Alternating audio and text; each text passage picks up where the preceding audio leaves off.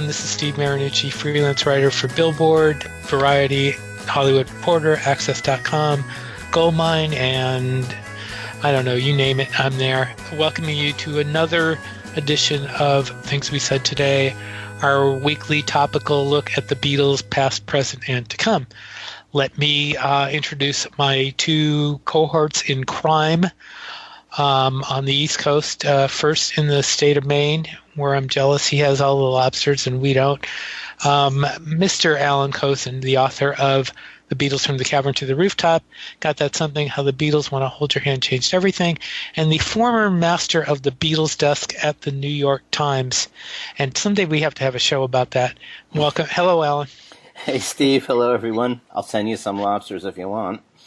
Oh, okay. Okay. Okay. From the great state of Connecticut. I'm trying to think of some good things about Connecticut. It's been a long time since I've been there. It's a nutmeg state. It's the nutmeg state. There we go. It's the home of Pez. It's the home of Pez. Is it really the home of Pez? Yes, this is where Pez started. Oh, I didn't know that. Okay. The host of the Beatles radio show, Every Little Thing, Mr. Ken Michaels. Hello, Ken.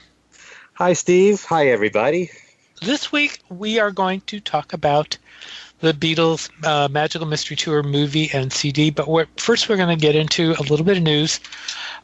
I guess the big news this week was Ringo making a change to two changes to the All-Star Band. He dropped Todd Rundgren and Richard Page, and he's bringing on board Graham Gouldman and Colin Hay. Colin Hay, of course, has been there before, but Graham Gouldman is new to the band, and we were talking about what he would play, and I think the likelihood is probably I'm Not in Love and Things We Do for Love. Is that right? What we? Okay. But he also has written a lot of songs, and we just went through the list. He wrote For Your Love. He wrote No Milk Today for Herman's Hermits. So Listen People, and also for Herman's Hermits. Yeah, there's a Heart lot. Full of Soul.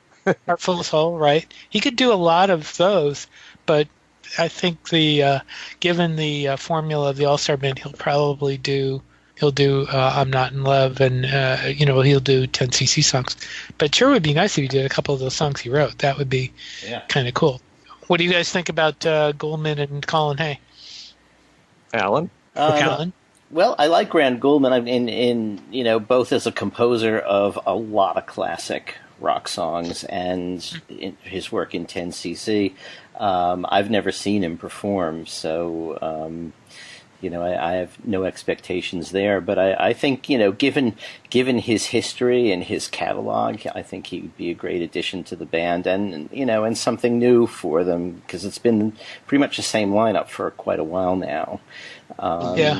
And Colin Hay has been in it before, and I think Men at Work's big hits are receding quickly into the mists of time, but they were, I liked them when they were out, and I think it probably will be, a nice addition, to have him back.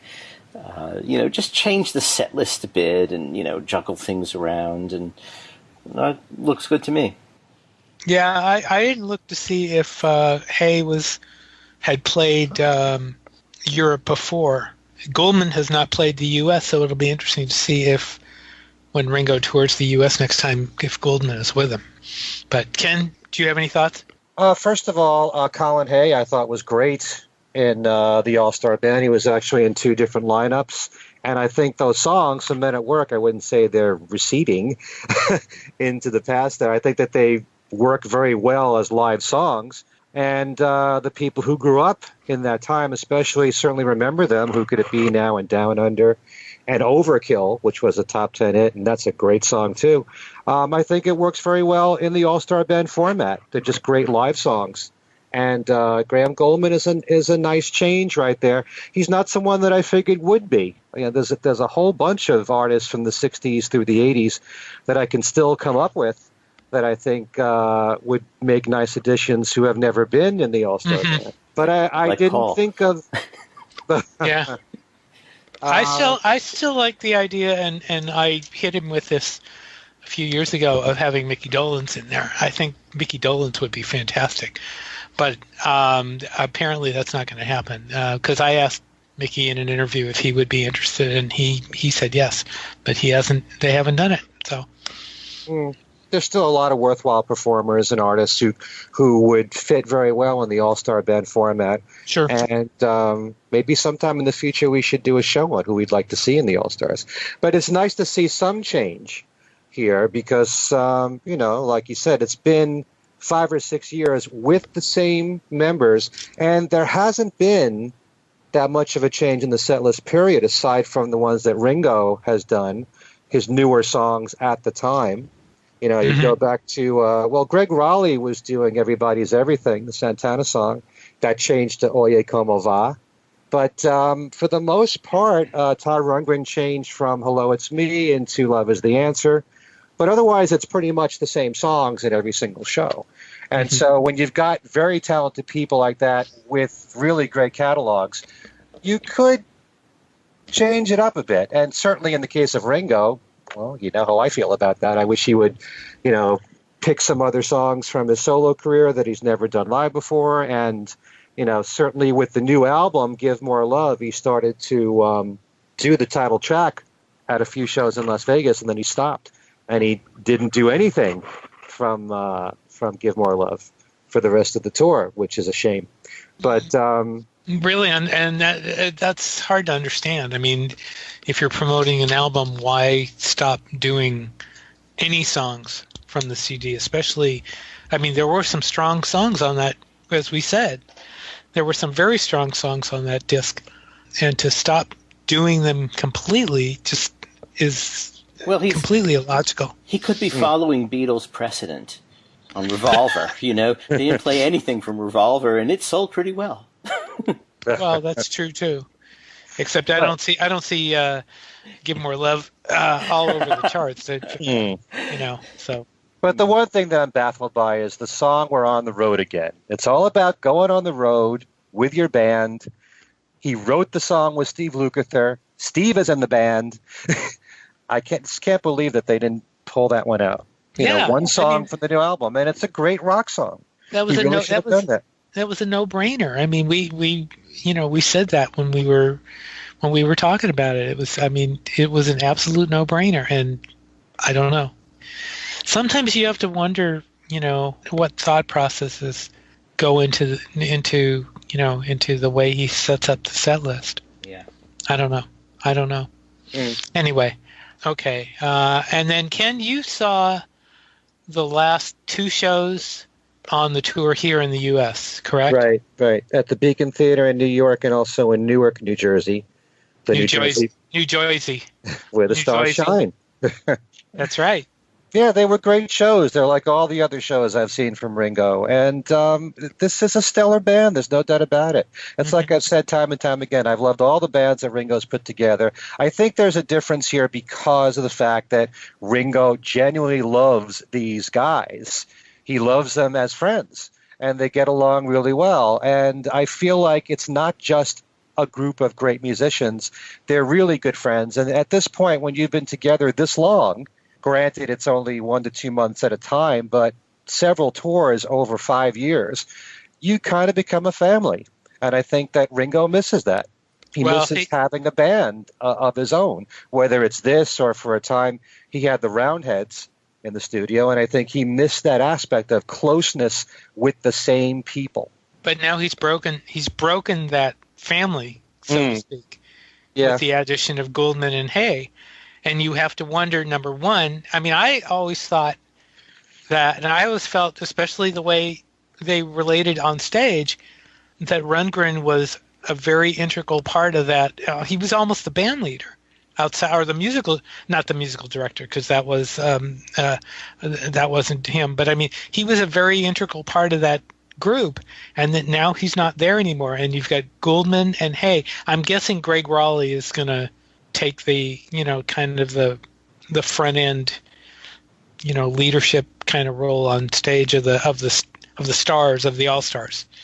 But yes, it does have kind of a shift in the All-Star band, and You know, Well, I don't know who would be the so-called leader there. I mean, Ringo is the leader, but they all have a presence on stage, and they all do introductions, and they all give you the feeling that that this is a love fest, as they right. put it Yeah. on stage. And Yeah, sometimes it gets a little too lovey, but yeah, it is. I mean, there's no question that they all like each other. At least that's the way they make it seem. But if anything, when Todd. Steve said leader, he meant more like Mark Rivera used to do at the beginning of this. Someone to just sort of keep all the musical stuff together, whether Ringo's on stage or off. well, Ham and Warren Ham actually took over that role, and he still, to a certain extent, continued that. But it seemed to me that when I saw the couple of times I saw Ringo with Rundgren, or I should say few times because it was more than a couple, Rundgren had a very kind of direct part in the way the show went. And now Rundgren's not going to be there, and I'm wondering, who's going to be that person. And my guess is Greg Raleigh. I don't think I agree with what you were saying there. I think that he's such a big part of the band, and Todd has a great presence on stage, and he talks a lot, and he ad-libs a lot, and he dances around the stage more than anybody else in that group. Mm-hmm. But as far as like the set list and how everything is paced, that's all pretty much decided beforehand. And Mark Rivera was doing that, and probably Warren Ham just took up the mantle and just continuing what Mark did. So, Alan? Yeah, I think there's also. I mean, do we know that they're not coming back, say, in another leg of the tour or the next tour? Or we're talking as if Ringo decided to make the change, but it could be that those two just weren't available for those dates and maybe back later. I mean, do we know anything about that? No, we don't. There's nothing. There was no reasons given or anything, so we don't know anything. Beyond the fact that they aren't going to be on this part of the tour. For all we know, they could rejoin. The next time they come back to the U.S. I don't know. Mm-hmm. That could always happen. I know that Ringo loves Todd. He really loves Todd a lot. So I'm sure anytime that Todd wants to be in the group, he can be. But I know at this particular time in the tour, he's got something else planned. And it is kind of interesting that they're doing a couple of dates in Israel. Mm-hmm. Mm-hmm. So, but the last two shows that I saw were phenomenal. They've always been that way. I think the group really shines, in particular with the Santana songs and the Toto songs, when there's a lot of jamming on stage, because you really see the guitar chops of Steve Lukather, who's one of the great guitar players of today. He may not be the household name of an Eric Clapton, for example, but man, that guy can play. And Greg Raleigh too on the keyboards. Let me revise what I said. I think the band actually stands on both Lukather and Greg Raleigh. I think Raleigh kind of sticks out in my head because of the way he furiously plays during those Santana songs. But you're right, Lukather is really a good part of that, a great part of that band too. So and also I could say that. I don't follow everyone's schedule in that band, but I know that Todd is always touring. He does a few tours, different tours in a year. So it's not always easy to accommodate everybody, to work around Ringo's schedule, or, Ringo and Todd have to coordinate that together. So it just so happens at this particular time that Todd isn't available. So right. Okay. Next, we're going to talk about actually a piece of news that broke today, that Pete Best is going to play himself for 3 engagements, for 3 days, I should say, for 3 shows in a play that will open in Liverpool at the Epstein Theater in the spring. The play is called Lennon's Banjo, adapted from a novel called Julia's Banjo, regarding the fact that John Lennon learned to first play banjo. And this is the hunt for that banjo, based on the novel that has a tour guide, a fictional Beatles tour guide, and I wonder who the fictional Beatles tour guide was based upon, since I know a few Liverpool Beatles tour guides there, and they're probably listening. who finds a letter written by John Lennon that provides a clue to its whereabouts, and everybody wants to find it because it's a hot piece of memorabilia. So that's going to be interesting, and Pete's going to be in 3 of those shows. It's his acting debut, which will be interesting on its own. Any comments about that? Too easy. I'd be really curious to see how well he does as an actor and how many lines he gets too. I'm wondering, and the information I got didn't say, was whether or not he's being written into the show, or he is in the show. The novel has him in it. Oh, I guess it does. I'm looking at Pete's quote, and he said, "I said in passing I should play me." So apparently he is in the story, and so that's interesting. But anyway. But it will be from April 24th through May 5th. And Pete's dates are April 25th and May 5th. And he will play 2 shows on April 25th and 1 on May 5th. So there we go. Seems hardly worth learning a role for 3 performances. Yeah. Well, he said he has other dates or other things going on. And he can't do all the whole run. That's why he didn't do it. So anyway, and I'm guessing that his role is not that big. That would be my guess, but I don't know. But in any event, so he walks along a road and he meets this kid who's cutting school, and they roll a tire down the hill, and then the kid sees his friends. Okay. Sorry. Anyway, we have some viewer mail. We picked a few letters that we or emails that we got this week, and first on the YouTube page from Call It How I See It, he said, "Haven't you guys got the means to burn a CD? Stop obsessing over releases. It's a drag, a well-known drag. Go through their songs one by one, devote a show to each, explore the music up close. There's 200 shows for you right there. I look forward to this show, but you spend so much time on their beige patches apart. Focus on what made them great, the songs, not the lousy marketing and hangers on." I am not sure. That's an interesting comment. Anybody want to comment on that? I certainly would like to. Go ahead.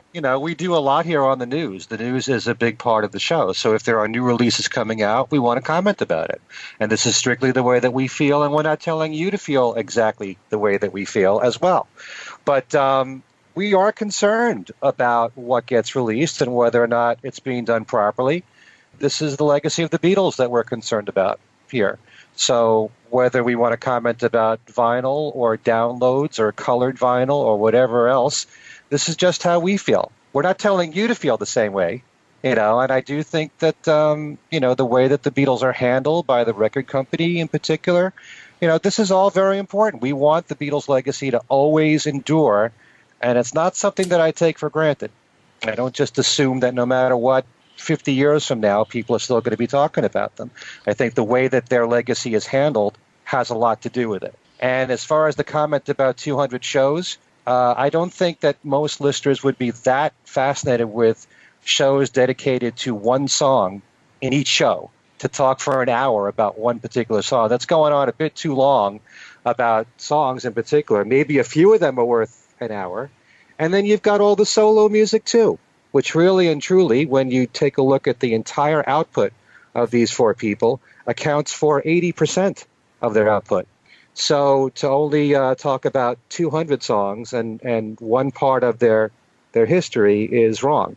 So that's what I have to say about that. I do think it's important to talk about what's in the news and how we feel about it. Well, having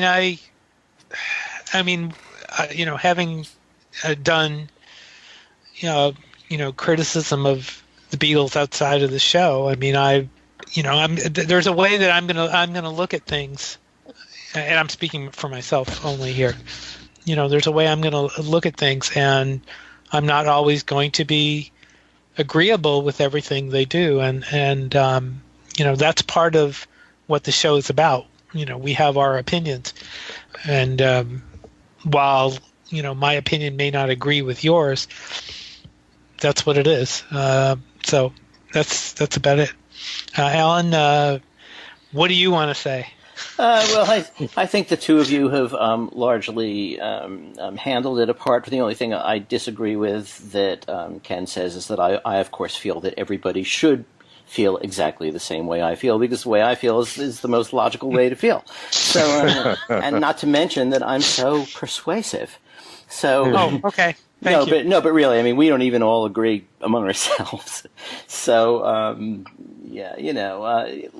obviously, look, we talk about an awful lot of stuff on the show. I'm not sure that we could sustain an hour on every single song. Strawberry Fields, maybe, Cambridge 69, but... Yes. But, not everyone. I mean, an hour on Wild Honey Pie, I'm not sure we can do it. But, we'll keep it in mind. Maybe there are some songs we can sort of separate out that are worth... that we think we can sustain an hour on, but thanks for the suggestion. Okay. Well, or were you going to say something else, Ken? yeah, I just think that when you're talking about music or art of any kind, when we're talking about our likes and dislikes, it really is opinion. Mm-hmm. It's not fact, and I don't expect everyone in the world to agree with me or the two of you. We're just sharing our opinions. They're just educated opinions, that's all. And nobody knows everything there is to know about the Beatles, as Mark Lewison said, not even him. So, when it comes to the art itself, what we're sharing is basically our own feelings about it. And, I care about what everybody has to say when it comes to opinions. But the people who study it the most are the ones whose opinions I respect the most. Okay. That's all.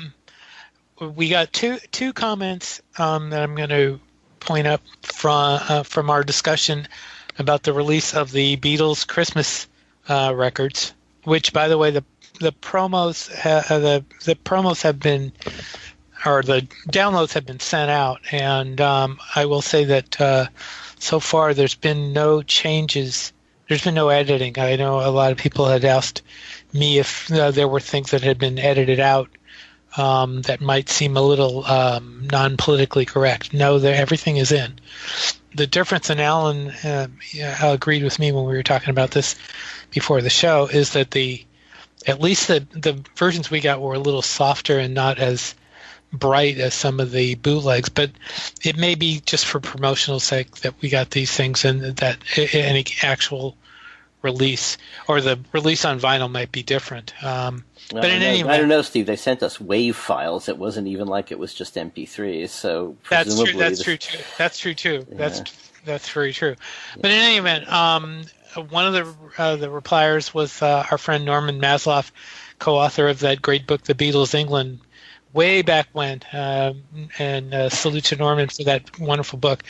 He said, part of what he said was this: in regards to the Christmas vinyl set, there are lots of new young record collectors who will jump on this box. They are into the physical stuff again and have no use for CDs.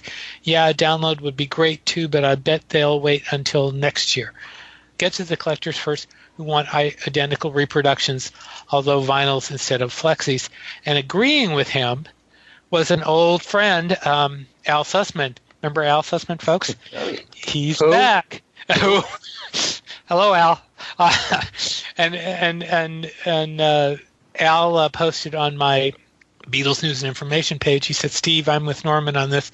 It's a boutique release aimed at collectors who may never have gotten the original flexis and would like vinyl copies that are more playable than the flexis. And how would a CD release be a huge seller?" Again, I think that the CD release would have gotten a lot more airplay among mass market stations. Not all of the messages, but maybe the first couple.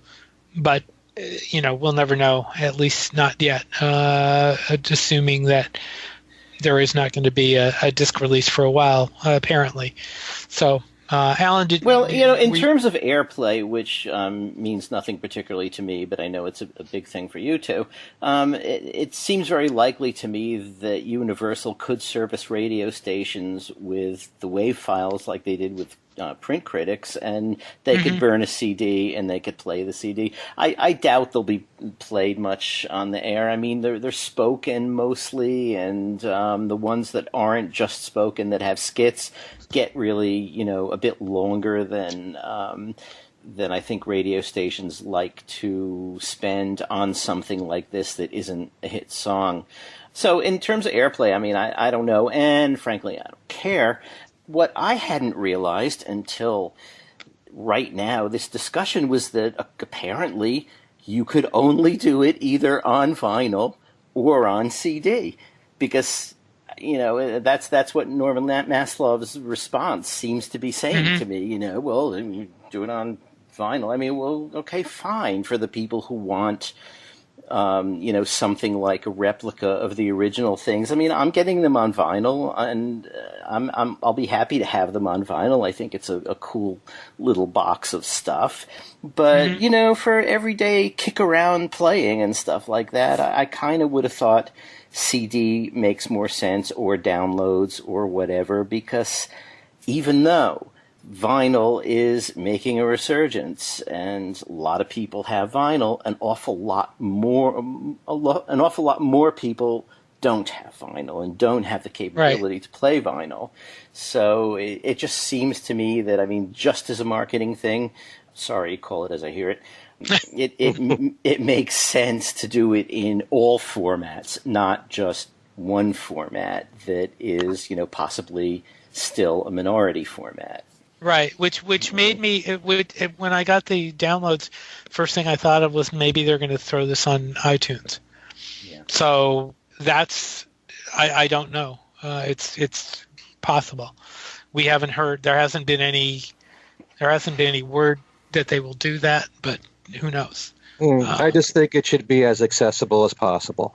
Yeah. That's all that we're saying. The more accessible it is, the more people are likely to get it. This whole thing about formats, years and years ago when the internet was just starting, at the New York Times we had a big, whole staff meeting with the publisher, Arthur Sulzberger Jr., and he said, all this stuff about, whether the print newspaper is going to go away, whether it's going to be on the internet or whatever, he said, I am format agnostic. If I could beam the paper directly to your, to your brain, I would do it.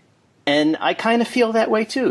It's great to have them on the little vinyl singles, but put them out in every way people can get them. Why not?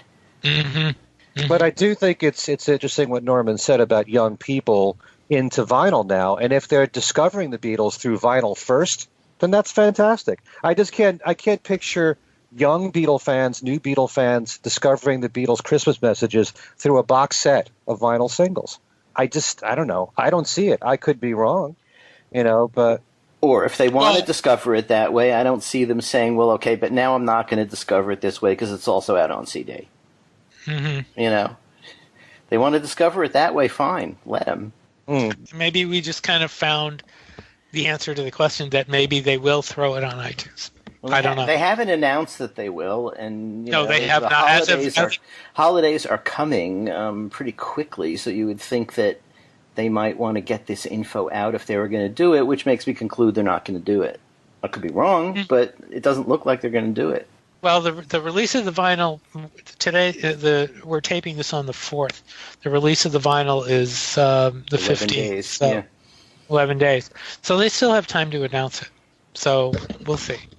That was good timing because you can go buy your copy of the box set on your way to see the new Star Wars film. There you go. Yeah. There you go. There you go. Anyway, okay. And one more real minor piece of news. I usually mention my Beatles News and Information group on Facebook. My newest member today, actually my two newest members today, are Pete Best and Rogue Best. Pete actually joined the group on his own. I didn't drag him in. On Facebook, you can bring members in. I did not. He asked to join, which I was more than happy to have him in. So anybody, if you're looking to join my group, Pete is now a member. Anyway, all right. All right. Can I mention one thing? Yes, you may. One very small bit of news. Go. And this is thanks to one of our listeners, Bruce Muni, that we were mentioning all this colored vinyl on our last show. Ringo's Bad Boy album just was reissued on colored vinyl, and it's on the Friday Music label. Huh. Okay, so Okay. you could try and hunt that down for those who are into colored vinyl. Okay. All right. Anyway, we're going to talk about Magical Mystery Tour, the CD, and the movie. And I remember the last time we had this discussion, it was around the time the Blu-ray and the DVD were released, and it was an interesting discussion. But I'm going to start, and I'm going to say it's been how long since the DVD came out? 2 years, maybe. I think it's two. It's 2 years. And I think, and one of the things No, it's way that, more than that. 2 years ago was the One Plus. All right. I'm looking. I Okay. got the box set in front of me. It's 2012. oh, okay, Yeah, so that's Okay. 5 years. 5 years. All right. Wow. The DVD came out. The DVD and Blu-ray came out 5 years ago, and the idea to remaster the movie in the best possible quality was to make it to up its standing historically, because it had been critically savaged, I guess is a word for it. And at the time, 5 years ago, it was just you and me, Ken, I believe. Yes. And we had a very strong disagreement on what the release accomplished. You thought it helped. I said it did not. Now, here we are 5 years later. And in my view, nothing has happened since. It has not gone anywhere. Magical Mystery Tour is still the, passed over. I don't mean to say, but I mean, it's still one of the lesser thought of projects of the Beatles. Except, I mean, there's some good music in it, and there's a couple of good moments, but overall, the film itself does not rank highly in terms of the success stories of the Beatles, in my view. Mm-hmm. I'm going to start with you, and then we'll go to Alan, but you can respond. Well, you might be right about in the last 5 years, maybe Wait a minute. Did you say No. I was right? Did you say I was right? We You have need to wait till I finish everything. Go ahead. You might be right in that the last 5 years there hasn't been a growing appreciation of the film. But like I said, we have no idea in the future how people are going to be looking at this.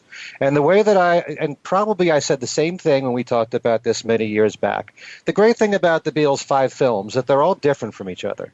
And they're all different in many ways. Mm-hmm. Magical Mystery Tour was a free-form project. It was mainly improvised. And you compare that to something more structured, like A Hard Day's Night and Help, and it's very different. But some people may prefer that kind of film. You shouldn't just assume that everybody thinks that it's the worst, because you have no idea sometimes until, let's just say, you survey young people. They may actually look at A Hard Day's Night and Help and think that it's kind of corny, and think that the trippy music and the way that the Beatles are presented in Magical Mystery Tour is more to their liking. Everybody's different, but I love the fact that you have that kind of variety within the Beatles to have all these different films. It's kind of ridiculous to make comparisons between them because they're different. You can't compare A Hard Day's Night to Let It Be. They're different films. And Magical Mystery Tour, there are some really good moments in it. Now, the thing is, since I love the Beatles so much, sometimes the fact that it's the Beatles overrides everything else, to the point where I still find it fascinating. It's fascinating to watch them on screen. Mm-hmm. And I love the fact that the skits in there were largely improvised, mainly improvised. And so it's very different in that regard to Help and A Hard Day's Night. But kind of like those two movies, Help and A Hard Day's Night, it's kind of like watching a lot of music videos for each of the Beatles songs, with, dialogue in between, and then you've got the musical sequences, just like you did in the first two movies. It's just that Magical Mystery Tour is very different. It's a wacky, loose, very British sense of humor, and I think a lot of fans weren't used to it. In the very beginning, when Magical Mystery Tour came out and it was on British television, it was criticized in part because it was shown in black and white. I think, that was a big problem in the very beginning. But I think, over time, you have no idea how people may view more free-form films like this. The very fact that the Beatles were daring enough to go in this direction, and that's one of the things that we appreciate about the Beatles. It's just like, Mark Lewison was talking about how they didn't want to duplicate themselves. Well, they didn't. They didn't go in the same direction. They didn't do a rehash of A Hard Day's Night. They wanted to do something different. And this was completely different. It was completely different, but it was on the heels of Brian Epstein's death, and they were trying to, they basically were striking out on their own for the first time, and it was not successful. I mean, it got a lot of criticism. The critics were all over it. Mm-hmm. And again, for all of the effort that the DVD did to try and bring that back, or to try and change history, it didn't. I don't think it tried to change history. These every now and then they remastered the Beatles films, and they tried to do that with this. The difference is they put it out on DVD and Blu-ray, and they packaged it nicely with a booklet and all. And I think they did a great job with it. But I don't think they're trying to change history by doing so. I absolutely think they were. I don't see how you can have any other opinion on that. Alan, come on in on this. I want to hear. I don't want this to go on too long between you and me. Okay. I want to hear Alan's take. First of all, let me digress slightly and offer a geek's view of the various releases of Magical Mystery Tour, because the Blu-ray, while it looked really good, was in some ways, it's not necessarily the preferred version. I think the preferred version is the 1988 Laserdisc.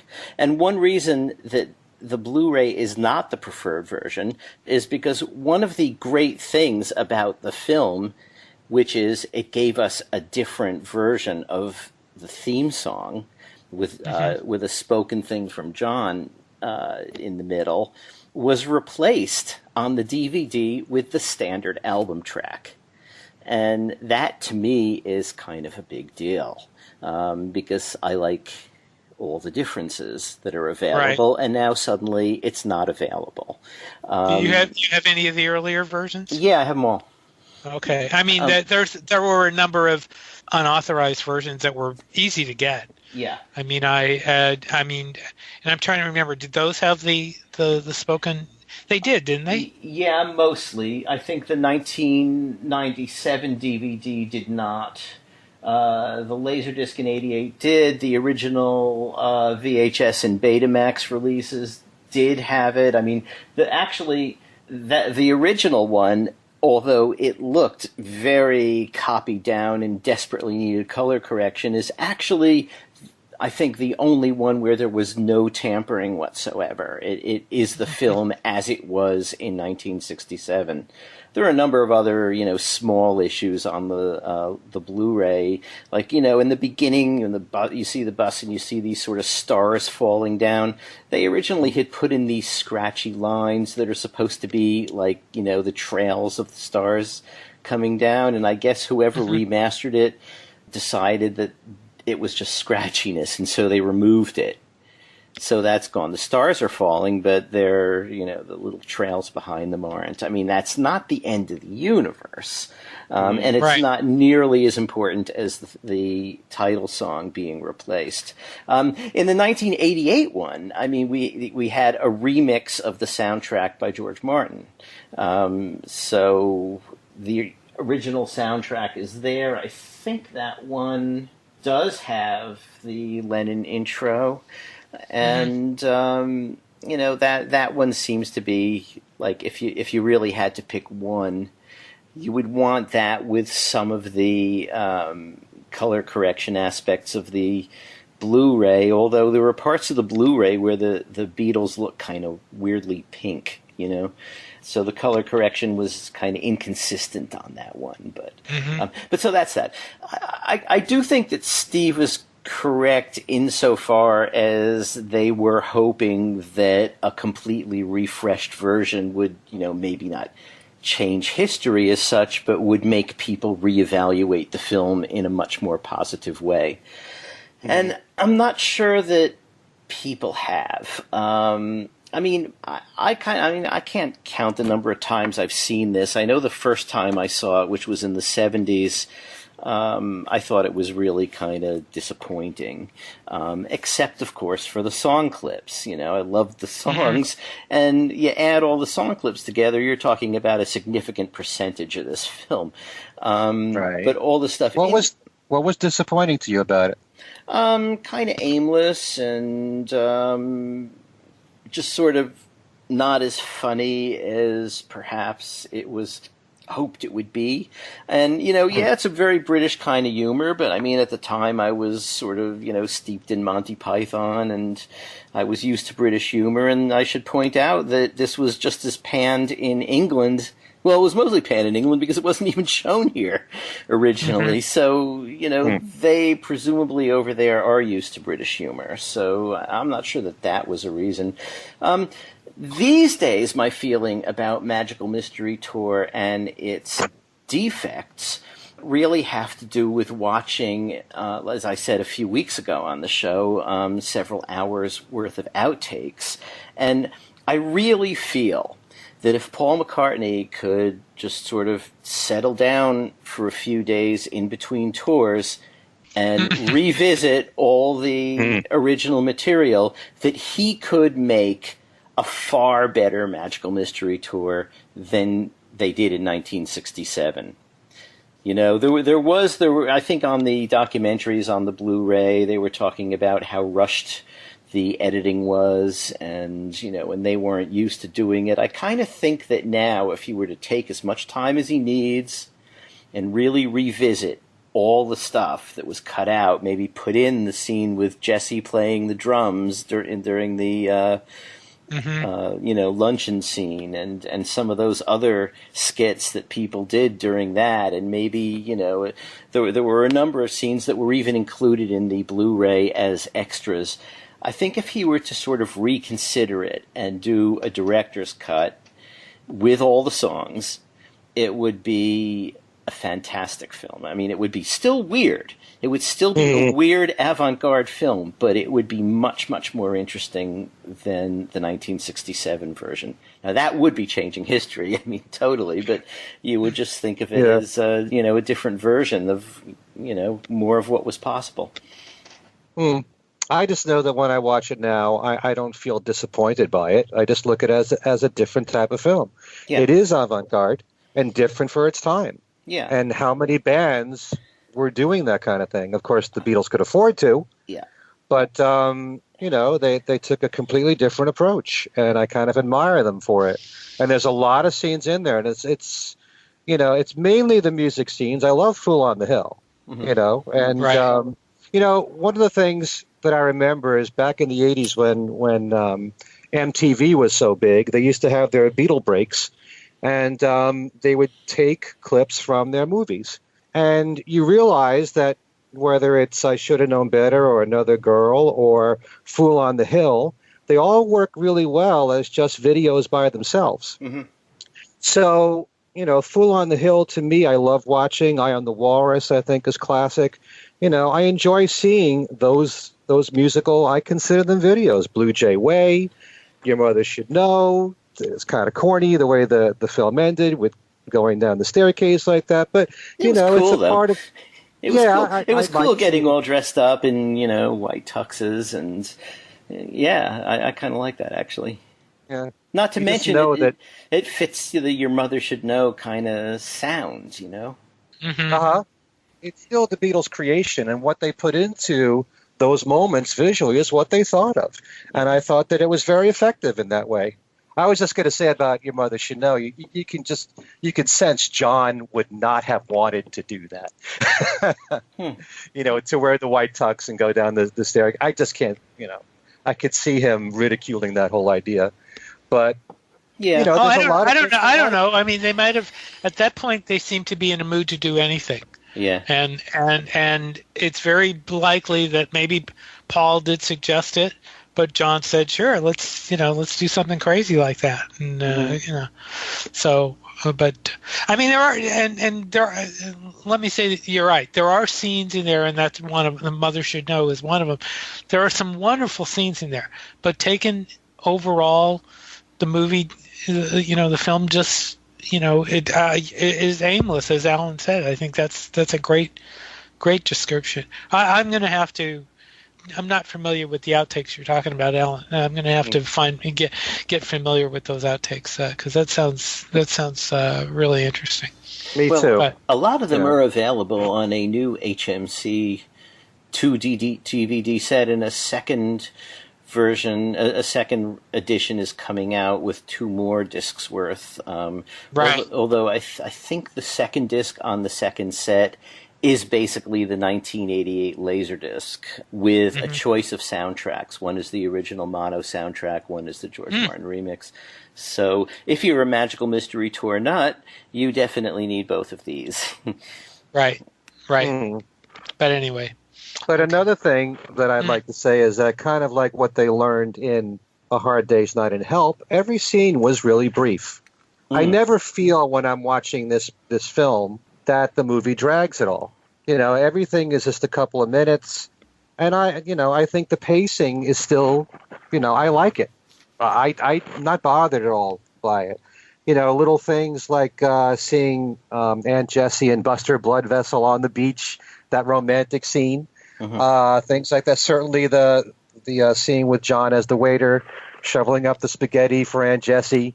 I love all that stuff. It's it's very strange. It's very bizarre, but I like it. It's different in that regard.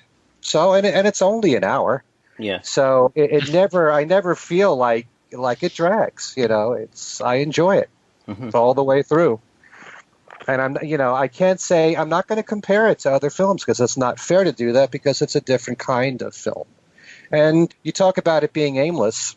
It didn't have that much of a plot. Sounds like an Everly Brothers song.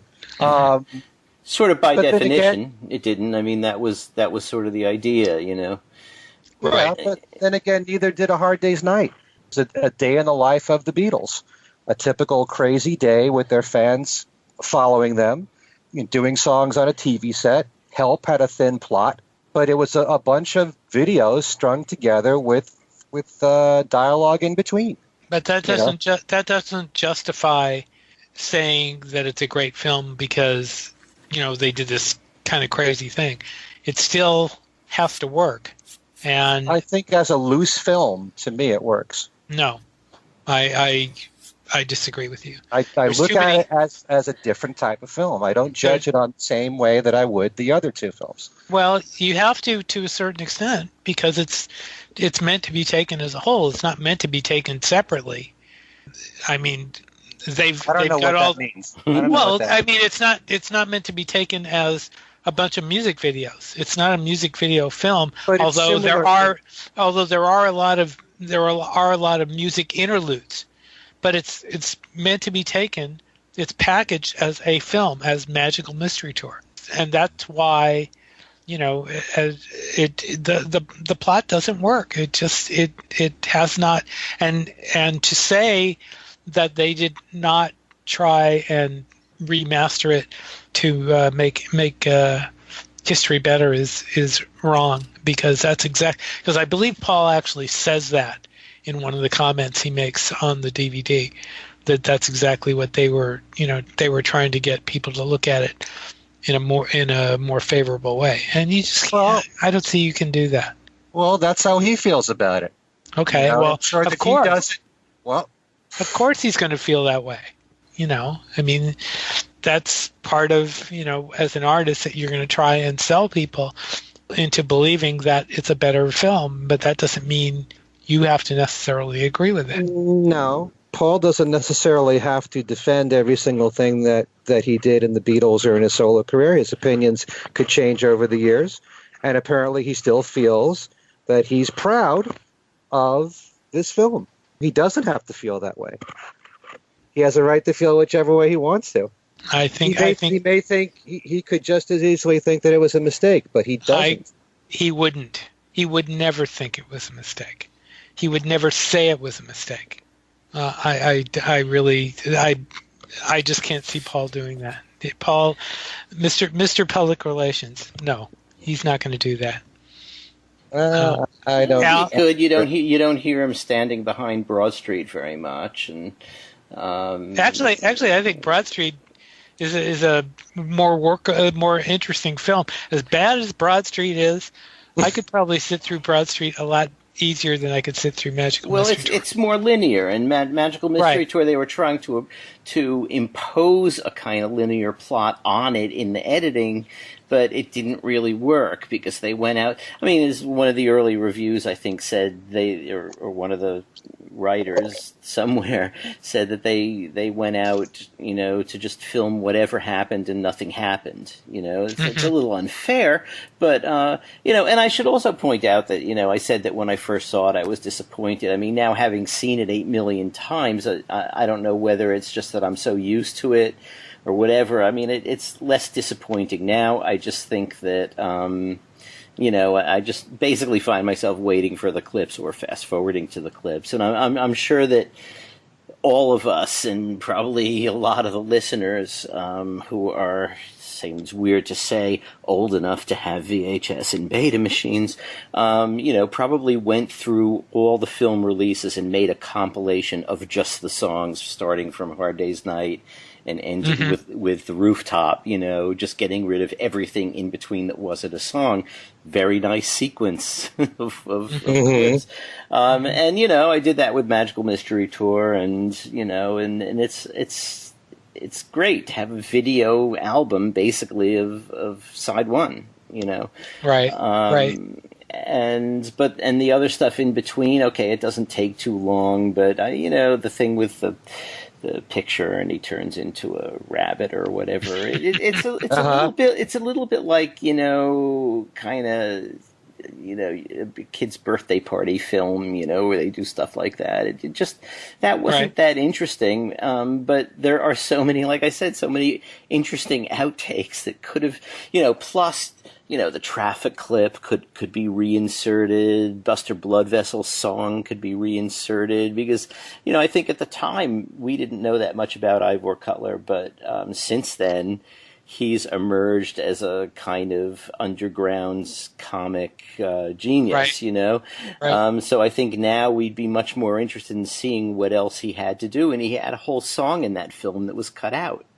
So, otherwise, basically what we have now is the few Beatles songs, the Bonzo dog band song, and the rest is, like the instrumental version of All My Lovin' and score music. But it could have been a much more of a variety show if they left in Ivor Cutler and Traffic and, who knows, and Jesse drumming. I mean, I think there is a lot of potential in all the film that was filmed for Magical Mystery Tour.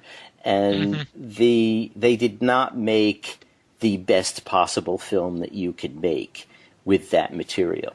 And that's why I think that Paul should recut it. There may be people who think otherwise, that if they added more, it would be more boring. Even more intolerable. Yeah, it's very possible.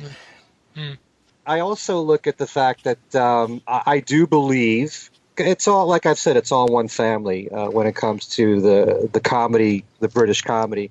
The Beatles are influenced by the Goons, and I could see Monty Python being influenced by the Beatles and the Goons, because there are times when, in particular, if you watch when the Beatles and all the cast of characters on the bus are on this big open field, and then there's this small tent that they all enter, and then it leads into a room where they're watching the film of Blue Jay Way. Right. I mean, that's surreal, and yet that's the kind of thing that Monty Python would do all the time on their TV show, or someone like Benny Hill. So, I look at a film like this, and I do think that it was somewhat influential in that regard. Okay.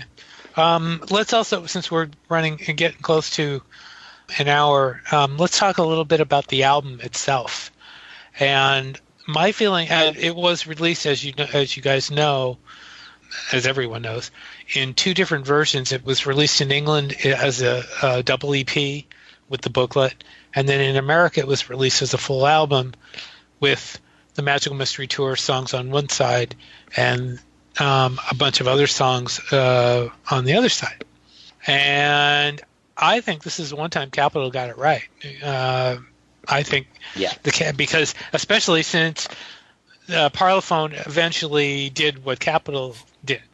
So I know the mix may not be exactly correct, but the format with what the Beatles with what Capitol did was the correct thing to do. I think.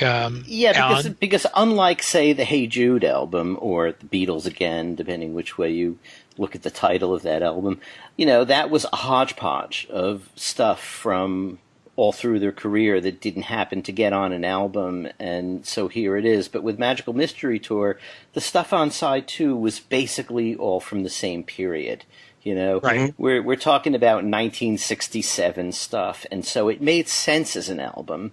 And even though it violated in a huge way that Beatles rule about singles not being on albums, in the U.S. that rule wasn't really applied anyway, right, up until Pepper, and we, I think, collected things differently. We kind of wanted them on an album, even if we had them on a single. We wanted them on an album. We wanted them in stereo. And Magical Mystery Tour was the last album to come out in mono in the U.S., and they were very hard to find when it was new. I mean, I remember that because, in fact, I think at that time I had a mono turntable, and I was looking for a mono, and you'd go through like 50 stereos before you finally found a mono. Oh, I don't know. That wasn't true for me. I think at the time I was in Boston, and they were really easy to find. But that was mine. In fact, I'm almost positive my first copy was mono. So yeah, mine was at EJ Corvettes, and can't remember the name of the store, but I'm pretty sure it was mono. Yeah. But I remember the stereo being much more plentiful, and it wasn't long before I ended up going out and getting the stereo anyway.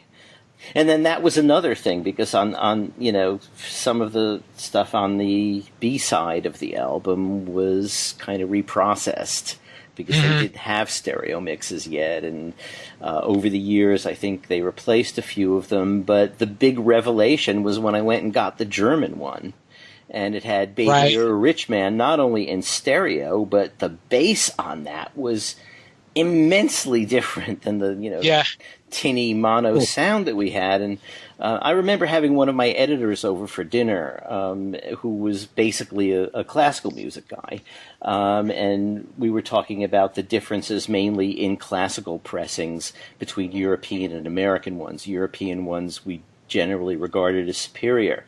And I said, oh, yeah, well, you want to hear a difference, listen to this. And I played Baby You're a Rich Man in both the U.S. version and the German version, and he just fell out of his seat. It was so different. So, yeah. Was it it's just that the bass was hotter? That was the main thing? Well, on the American one, you barely hear the bass at all by comparison, whereas the German one, it's like, especially like that first drop of an octave, it is way down there, a lot of bass energy. Plus, the track was in stereo, and it was in mono on the US one, or reprocessed. That's what I remember is the stereo. I don't remember the bass part, but I do remember the stereo, and that was the reason why I picked it up, was for that reason. But in any event, go ahead. I'm done. So over to Ken, or one of you guys. Well, I'm only used to the way that it came out with the two sides on an album, and I've always been happy with it.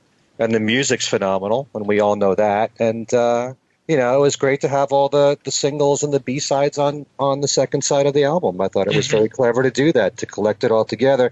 Very much what Alan said, unlike, Hey Jude, at least this made sense because it was all from that same year. So it was nice to have the A-sides and B-sides, to have Baby You're a Rich Man on there. It was very cool. You know? And it was funny that that the Brits actually, I wasn't expecting them to do that, and it was funny that they finally did it. I don't remember. It was several years after, as I recall. It wasn't right away. But I also remember that the double EPs were not easy to find here. You remember that, Alan? Oh yeah, Whether they were only in, yeah. I mean, obviously you had to get it at an import shop, and right. those were, yeah, they were hard to find. I ended up getting one, but I don't think it was until the early '70s. Yeah, same here. I don't remember. I'm pretty sure I didn't get one right away. But yeah, I think the EP was out in stereo and mono too, right? I think we eventually had to find two versions of that. Am I wrong about that? no, I think you're wrong about that one. I think it was only in out one way. Huh. I don't remember for sure though. Memory seems to because because the songs were divided across the two EPs. Right, but there wasn't a stereo edition and a mono edition. No, you may be right. For some reason, I thought there was, but maybe if somebody from England is listening, they can fill us in on that one. But yeah, I'm pretty sure that they only came out one way. They didn't issue double packages on that one. Yeah. But in any event, I do remember one thing about the album, though, about the Capitol album, is that book never stayed in the album. It was always it would invariably it would come loose from the binding of the album, and the pages with the pictures would fall out. Mine Is didn't. that you guys? Yours didn't really? I took care of mine, Steve. Oh, hush. I remember I've seen so many that have had, loose pages and everything. It's been ridiculous. But anyway, all right. Any other comments about Magical Mystery Tour you guys want to make? It's a great album. That's it. It's yeah. I mean that's the funny part. I mean we complained about the movie, but you two did. But the album itself, those songs for the movie were great. I'm glad I finally got to see Blue Jay Way a couple of years ago, thanks to Jillian Lomax. Jillian, if you're listening, thank you. But yeah, I finally got to see Blue Jay Way in Los Angeles, and that's a very steep drive. I remember, but it's if you ever are in Los Angeles, it's worth hunting out where Blue Jay Way is. But anyway, okay. Anybody else have anything else to say? Yeah, Ken? Sometimes we never bring it up, but there's a band that's been around for a long time called Death Cab for Cutie, and they got their name from the song from the Bonzo Dog Band. Well, actually, we should talk about the Bonzos real quick, because that is very much. I mean, that's where a lot of us saw them for the first time, and of course, Neil Innes was part of that group, I mean, they were great in that movie, and I purchased several of their albums on vinyl after that. I think I have the CD compilation that has, I think, all their stuff. But that first album now Graham Chapman sings does that demented version of "I Left My Heart in San Francisco." That's just a wonderful album. Wonderful album. And of course, you got the song "I'm the Urban Spaceman." Right. It's Paul and produced. Right. So, but yeah, that's they were. We really can't not mention them. We're talking about, when you're talking about British humor in Magical Mystery Tour, it really kind of parallels what the Bonzos did. I mean, the Bonzos were doing some great stuff, some great crazy stuff, and I don't know if you had to, and this is probably an unfair comparison, but the quality of what the Bonzos did overall, I think, is better than what the Beatles did in Magical Mystery Tour. And maybe that's an unfair comparison, but I mean, the Bonzo stuff was fantastic. It was absolutely brilliant. So, anybody want to say anything about the Bonzos? Well, I'm not too familiar with their catalog, but I just think sometimes you spend too much time making comparisons, Steve. Alan? No, other than that, in the HMC versions of Magical Mystery Tour using the outtakes and raw footage, you see all of Jan the Stripper. There's no black bar. Is there a lot of Bonzo stuff in those outtakes? No, it's just that. It's just the one song they had. I'm not sure if there were outtakes of the song or not. Something tells me there was actually some alternate footage, but I don't really remember that clearly. I think there was some alternate footage, so maybe there was another take. Okay. All right, gentlemen, I think unless we have forgotten anything, we have about run out of time. Let me. We did forget one thing.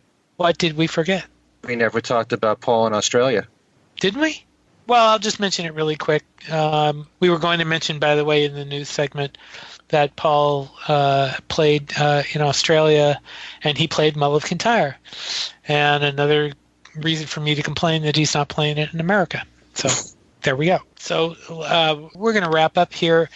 Let's start with Ken and Alan, and they will quickly tell you where to get a hold of themselves.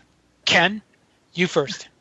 My email address is everylittlething@att.net. My website is kenmichaelsradio.com.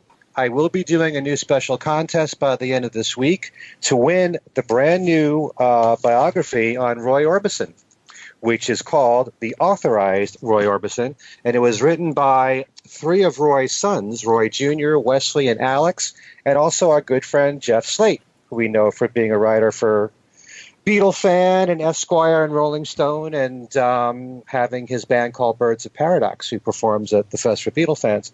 And so I have a couple of copies of that I'll be giving away in a special contest, which will start Friday or Saturday. And a few days ago, I had the chance to interview Alex Orbison, one of Roy's sons, and that interview will be on my website very soon. Quite a lot of talking about Roy's time with the Beatles when they toured together in the UK, what Roy told his son, and what Alex found out from the people who worked with Roy, and also quite a bit on the Traveling Wilburys too, and then the rest of Roy Orbison's career. So that'll be on my website probably the same time, Friday or Saturday of this week. That's at kenmichaelsradio.com. All right. Thank you, Ken. Alan? You can find me at Facebook under Alan Kozin or Alan Kozin Remixed. I don't have any contests. I'm not giving anything away. And you can find me at BeatlesExaminer@gmail.com. And my Beatles Facebook group is Beatles News and Information, which I talked about earlier. And if you're looking for a very cheap Christmas gift, I have an ebook called Meet a Monkey, Davy Jones, that I have my 2 interviews with Davy Jones and also a review of the last tour he did with Mickey Dolenz and Peter Tork. That's about it for this week, folks. We will be back next week with who knows what. We'll be talking about, anything from here to the moon. But we hope you will join us. For Ken Michaels and Alan Kozin, this is Steve Marinucci saying thanks for listening and come back and visit us again.